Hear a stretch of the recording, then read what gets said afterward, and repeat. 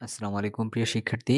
আজকের ভিডিওতে আমরা আলোচনা করব টপিক 15 যেখানে কিনা মূলত আসতেছে ইলেকট্রোফাইল, নিউক্লিওফাইল, কার্বোক্যাটায়ন, কার্বানায়ন এই পার্টটুকুর মধ্য থেকে।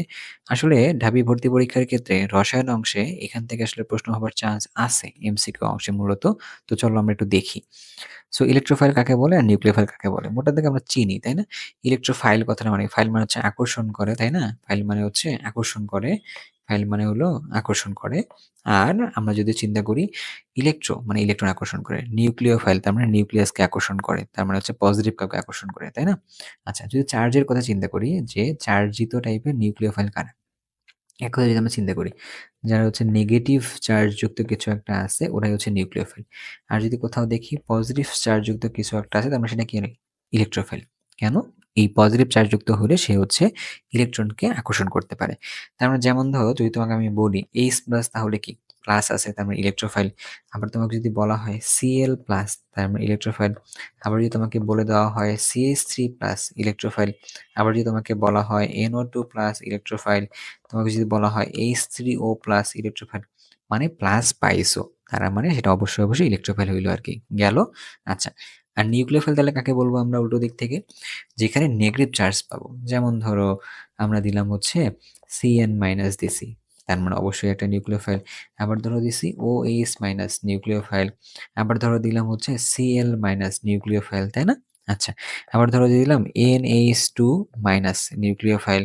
তারপরে ধরো যে তুমি এরকম মানে যতগুলো তোমার সামনে আসবে তুমি ওগুলো সবগুলো দিলা, তাহলে কিন্তু এটা নিউক্লিওফাইল হয়ে গেল, তাই না? ধরো CH3- আছে নিউক্লিওফাইল, তার মানে মাইনাস আছে, তার মানে সেটা হচ্ছে নিউক্লিওফাইল। এখন নিউক্লিওফাইলগুলো স্ট্রং হতে পারে, উইক হতে পারে, সেই ব্যাপারটা আসলে পরে। তাহলে আমরা ইলেকট্রোফাইল নিউক্লিওফাইলকে ভাগ করলাম কিসের ভিত্তিতে? আগে ভাগ করলাম হচ্ছে চার্জের ভিত্তিতে, একটা ভাগ গেল। এরপরে আছে এদেরকে ভাগ করতে পারবো যে প্রসম ভিত্তিতে আর কি। আচ্ছা, নেগেটিভ চার্জযুক্ত মানে কি? ওর কাছে ইলেকট্রনের পরিমাণ বেশি আছে, ও এখন একটা নিউক্লিয়াসকে, ও এখন একটা কাকে? নিউক্লিয়াসকে আকর্ষণ করতে পারবে। তাহলে নেগেটিভ চার্জ বেশি আছে, তারা আবার কারা? মনে আছে ওই লিগ্যান্ড গুলোর কথা, যেখানে এক জোড়া মুক্ত জোড়া ইলেকট্রন তারা দিতে পারবে। তার এক্ষেত্রে আমরা বলতে পারি কি, লোন পেয়ার ইলেকট্রন যাদের থাকবে তারা হচ্ছে কি প্রশম নিউক্লিওফাইল। যেমন ধরো আমরা যদি বলি অ্যামোনিয়ার ক্ষেত্রে এক জোড়া মুক্ত জোড়া ইলেকট্রন আছে। আবার ধরো আমরা পানির ক্ষেত্রে বললাম দুই জোড়া মুক্ত জোড়া ইলেকট্রন আছে। আবার ধরো আমরা কি বলতে পারি এখান থেকে? আমরা বলতে পারি হচ্ছে আহ এই দুটার কথা ধরো যে বইয়ের মধ্যে আসতেছে, তাই না? আচ্ছা, তুমি চাইলে এখানে ধরো যে PH3 এর কথা নিয়ে আসতে পারো। তুমি চাইলে এখানে অ্যামিনের কথা নিয়ে আসতে পারো। অ্যামিনের কথা নিয়ে আসতে পারো। তার এক কথায় যদি বলি, যেখানে তুমি দেখবা যে মুক্ত যে ইলেকট্রন গুলো আছে, তো তাদেরকে নিয়ে আসতে পারবা। তারা হচ্ছে তোমার কাছে কি হবে? নিউক্লিওফাইল হিসেবে কাজ করবে আরকি। আচ্ছা, তুমি যদি উল্টো দিক থেকে এদিকে চিন্তা করো যে ইলেকট্রোফাইল তাহলে কারা হবে? এখন এদের তো আবার লোন পেয়ার থাকে না। তাহলে কি বন্ড পেয়ার থাকলে হবে? না, বন্ড পেয়ার না। এখানে ব্যাপারটা হচ্ছে কোথায়? যাদের মধ্যে অষ্টক অপূর্ণ আছে আরকি, হ্যাঁ? অষ্টক অপূর্ণ যদি থাকে, অষ্টক অপূর্ণ যদি থাকে, তো সেক্ষেত্রে তাকে আবার কি বলতে পারবো আমরা? তাকে আমরা চাইলে ইলেকট্রোফাইল বলতে পারবো। যেমন ধরো BF3, এখানে হওয়া উচিত ছিল ৮ টা ইলেকট্রন, বাট হইছে কয়টা? ৬ টা ইলেকট্রন। আবার ধরো দিলাম AlCl3, অষ্টক অপূর্ণ আছে আরকি।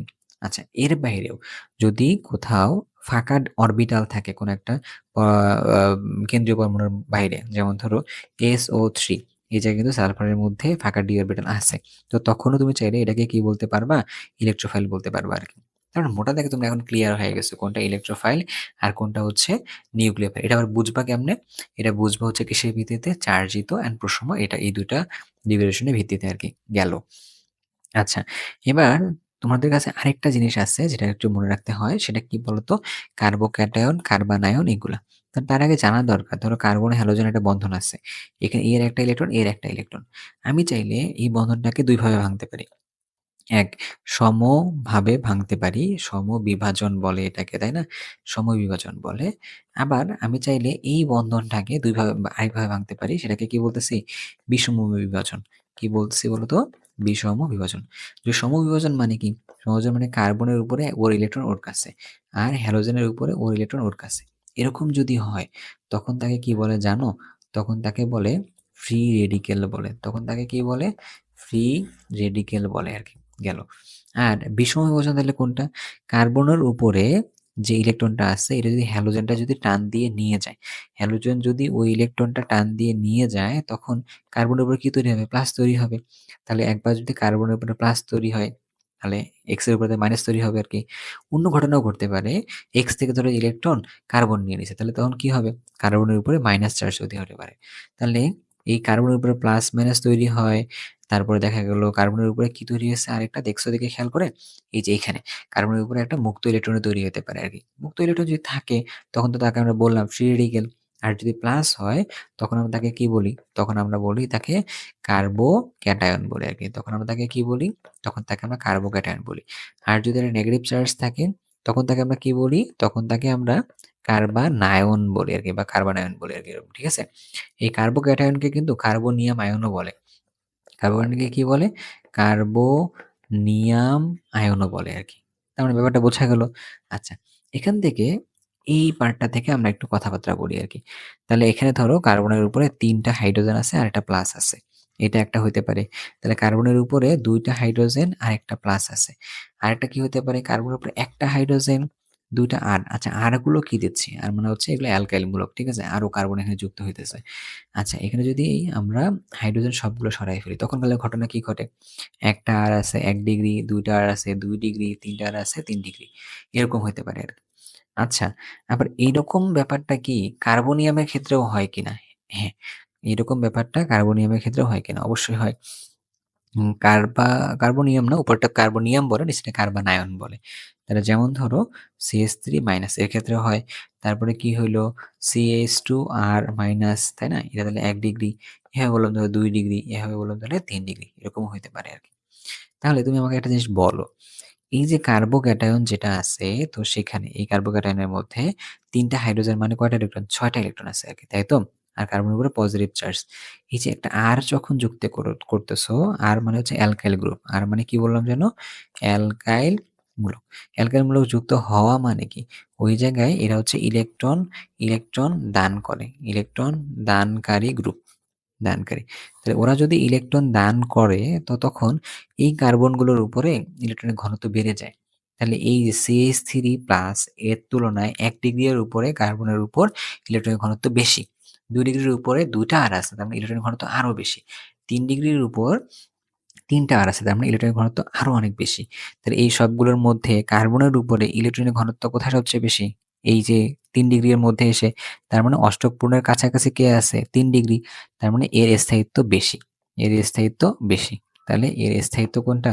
বেশি। এক্সামে চলে আসতে পারে নিচের কোনটি কার্বোক্যাটায়নের ক্ষেত্রে স্থায়িত্বের ক্রম? তাহলে ৩ ডিগ্রির ক্ষেত্রে স্থায়িত্ব সবচেয়ে বেশি, তারপর ২ ডিগ্রি, তারপর হচ্ছে ১ ডিগ্রি।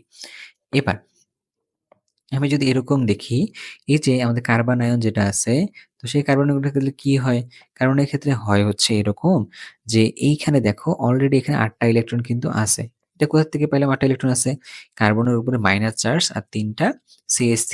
মাইনাস চার্জ মানে ১ জোড়া ইলেকট্রন। ৩ টা CH3 মানে এখানে কিন্তু ৬ টা ইলেকট্রন। তাহলে মোট কত হলো? ৮ টা ইলেকট্রন। ১ ডিগ্রি মানে কি? আরো R যুক্ত হয়েছে। তার মানে ওভারফ্লো অফ ইলেকট্রন মানে ৮ এর বেশি হয়ে গেছে। ২ ডিগ্রি মানে আরো বেশি, ৩ ডিগ্রি মানে আরো বেশি। তার মানে এটা অলরেডি স্টেবল ছিল। তাহলে এর স্টেবিলিটিটা আস্তে, আস্তে নষ্ট হচ্ছে আরকি, তাই না? তাহলে স্থায়িত্বের ক্রম আমরা যদি কার ক্ষেত্রে চিন্তা করি, কার্বন আয়নের ক্ষেত্রে, তাহলে হচ্ছে ওটার ঠিক উল্টাটা হলো, তাই না? আচ্ছা, তুমি কিন্তু এই ইলেকট্রনের হিসাব নিকাশগুলো একটু মনে রাখবা। আচ্ছা, ওইদিকে তো আমরা ফ্রি রেডিক্যাল পাইলাম। তো ওর ক্ষেত্রে কি এরকম হয়? হ্যাঁ, এর ক্ষেত্রেও এরকম হয়। তো সেক্ষেত্রে এটা হচ্ছে ১ ডিগ্রি, এটা হচ্ছে ২ ডিগ্রি, এটা হলো ৩ ডিগ্রি। তো চিন্তা করে দেখো ফ্রি রেডিক্যাল মানে কি? ওর কাছে আছে কয়টা ইলেকট্রন? ৭ টা ইলেকট্রন আছে। কারণ হাইড্রোজেন থেকে ৩ দুগুণে ৬ টা, আরেকটা আছে ফ্রি রেডিক্যাল। তো যত আমরা এদিকে R বাড়াচ্ছি, তত কি হলো? কেন্দ্রের মধ্যে ইলেকট্রনের সংখ্যা বাড়তেছে। ইলেকট্রনের সংখ্যা বাড়তেছে বলে কি ইলেকট্রনের ঘনত্বটা বাড়ে। তাহলে কোথায় সবচেয়ে বেশি? ৩ ডিগ্রিতে বেশি। তাহলে ৩ ডিগ্রি এর স্ট্যাবিলিটি বা স্থায়িত্ব কোনটা বেশি? ৩ ডিগ্রিতে স্থায়িত্ব বেশি। কখন? আমরা যদি ফ্রি রেডিক্যালের কথা চিন্তা করি তো তখন হচ্ছে এখানে বেশি। গেল ব্যাপারটা? আচ্ছা, এখান থেকে আরেকটা এক্সটেন্ডেড কোয়েশ্চেন তোমাকে করতে পারি। প্যারালাল কোয়েশ্চেন হয়তোবা তোমাকে হেল্প করতে পারে। এই যে কার্বোক্যাটায়ন আছে, কার্বো অ্যানায়ন আছে, আর কি আছে আমাদের কাছে? ফ্রি রেডিক্যাল আছে। যদি আমাদের কখনো বলে এদের ক্ষেত্রে তুমি একটু হাইব্রিডাইজেশন গুলা বলবা নাকি? যেমন ধরো এই ক্ষেত্রে হাইব্রিডাইজেশন কত হবে? sp2। এই ক্ষেত্রে হাইব্রিডাইজেশন কত হবে? sp3। এই ক্ষেত্রে হাইব্রিডাইজেশন হবে হচ্ছে sp2। তুমি এটা খুব ভালো করে একটু মনে রাখবা, ঠিক আছে? কারণ এখান থেকে এই প্রশ্নটা করার চান্স আছে। ঠিক আছে? ওকে। তো আমরা কি করলাম? আজকের ভিডিওতে আমরা আলোচনা করলাম এই যে কার্বোক্যাটায়ন, কার্বনায়ন, ফ্রি রেডিক্যাল এইটা। আবার আলোচনা করলাম ইলেক্ট্রোফাইল, নিউক্লিওফাইল এই ব্যাপারগুলোর মধ্যে। ইলেক্ট্রোফাইল, নিউক্লিওফাইল ২ ভাগে ভাগ করছে চার্জিত এবং প্রশম্য এবং কোথায় থাকলে কি হয় সবকিছু বলে দেওয়া হয়েছে আরকি। সো তুমি যে কাজটা করবা ভিডিওটা খুব ভালো করে দেখবা, তারপর সুন্দর করে নোট করবা। নোট করে তুমি একটু মনে রাখতে পারলে সুবিধা। যেহেতু তোমার সময় কম, তাহলে তুমি একটু যে কাজটা করবে খুব মনোযোগের সাথে দেখবা আরকি। কোন জায়গায় ভাইয়া কোন পয়েন্টটুকু বলেছি। তাহলে দেখো যে ওই পয়েন্টগুলো একটু মনে রাখতে পারলে এখান থেকে প্রশ্ন যদি আশেপাশ দিয়েও আসে তাহলে তুমি পারবা। তো তুমি নিজের উপর ভরসা রেখে পড়াশোনা করতে থাকো। দেখবা তোমার স্বপ্ন পূরণের পথে তুমি সুন্দরভাবে আগায় যেতে পারতেছো এবং তুমি স্বপ্ন পূরণ করতে পারবা। সো তোমার সবাই ভালো থাকো, সুস্থ থাকো। ইনশাআল্লাহ পরের ভিডিওতে দেখা হচ্ছে নতুন একটা টপিক নিয়ে আরকি। সবাই ভালো থাকো। আল্লাহ হাফেজ।